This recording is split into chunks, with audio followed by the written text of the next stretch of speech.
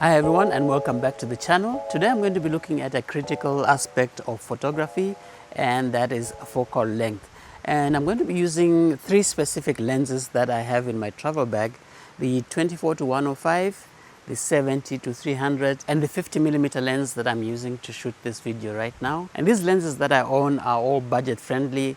They're kind of equivalent to kit lenses that you get when you buy your camera. But that's not really important for what I want to demonstrate, and that is how focal length shapes your images and your framing. The two most critical things that focal length affects in your photography is how much of the scene you actually see, and also how big the image looks in the frame. And so when you have shorter focal lengths or the wide angle lenses, you can see much more of the scene.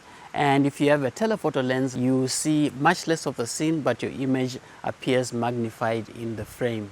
The other effects that focal length has on your image is that the wider angle lenses tend to exaggerate distances, and the longer focal lengths tend to compress everything so that everything looks like it's closer together. Now, the Canon EOS-R is a full frame camera, and so whatever focal length is written on the lens is the true focal length. There is no cropping in on the image. If you're using a crop sensor camera like the Canon 250D, or you're using something like a GH5, which is a micro four thirds camera, when you're at 25mm, for example, on the GH5, the equivalent of that is a 50mm lens on a full frame camera.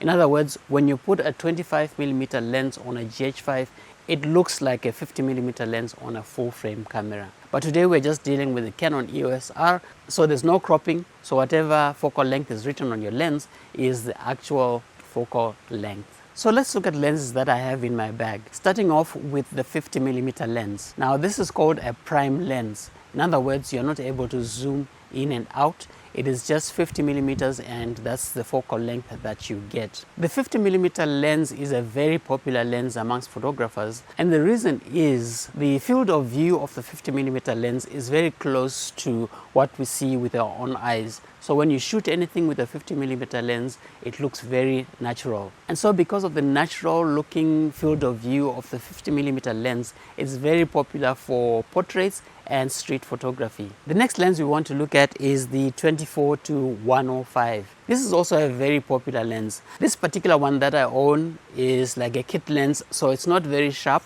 So you can go all the way from the 24mm, where you can get good landscapes and wide shots, all the way to 105, which is a good place for portraits and other close-ups. So if you're a travel photographer and you are concerned about the weight of your gear and the space that it takes up, then something like a 24-105 is perfect, because it covers that focal length from the wide for your landscapes to mid-range and all the way to 105, where you can get good portraits. The last lens that I have is the 70-300. This is a great lens at the wider 70mm focal length for taking portraits, and then when you go all the way up to 300mm, you can get very good wildlife shots or sports photography.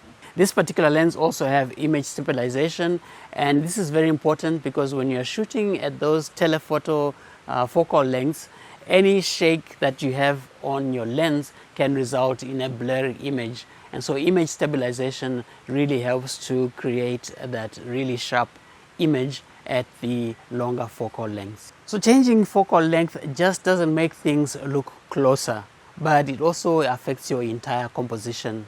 With your wider focal lengths, like 24mm and below, you tend to get exaggerated perspective and makes scenes look open and dynamic. Whereas with your telephoto lenses, you tend to see a compression of the background, but it also results in the isolation of your subject from the background with beautiful background blur. And so it's perfect for portraits, but also perfect for distant subjects like wildlife or sports photography. So next time you're picking up your camera and you are using your lenses, whether they are zoom lenses or prime lenses, remember that the focal length is not just about bringing things closer or making them bigger in the frame, but you can also choose your focal length and use it creatively in your images. And that's it for today.